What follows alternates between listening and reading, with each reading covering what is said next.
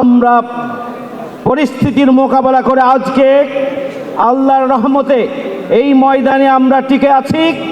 আগামী দিনে সকল চক্রান্ত, ষড়যন্ত্র, ধৈর্য, সাহসিকতা এবং আল্লাহর সাহায্য নিয়েই আমরা মোকাবেলা করেই সামনের দিকে লক্ষ্যপানে আমরা এগিয়ে যাব ইনশাআল্লাহ।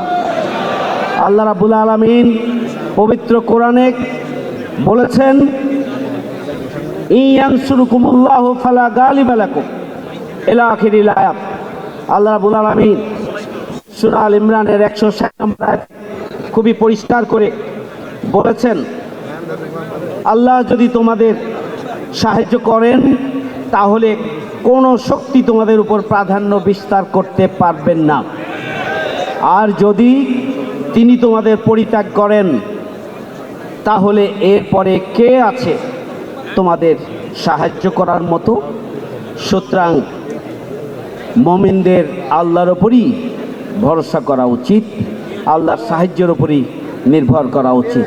সম্মানিত ভাইয়েরা আমার, আসুন ধৈর্য, সাহসিকতা এবং আল্লাহর উপরে ভরসা করে আল্লাহর সাহায্য নিয়ে আগামী দিনে জাতীয় নির্বাচনের জন্য আমরা আমাদের সমস্ত শক্তিকে কাজে লাগিয়ে আমরা আমাদের সাংগঠনিক শক্তির সব কিছুকে সমন্বিত করে আল্লাহর সাহায্য নিয়েই আগামী নির্বাচনী বৈতরণী পার হওয়ার জন্য এখন থেকেই, আমি আবারও বলছি, সময়, শ্রম, মেধা, প্রতিভা, অর্থ, সম্পদ, দক্ষতা, যোগ্যতার সবটুকুকে আমরা কাজে লাগাবো এবং আল্লাহর সাহায্য এবং আল্লাহর সহযোগিতার উপরে নির্ভরশীল হব এবং আল্লাহর কাছে আমাদের কার্যক্রমের পাশাপাশি আমরা দোয়া করব।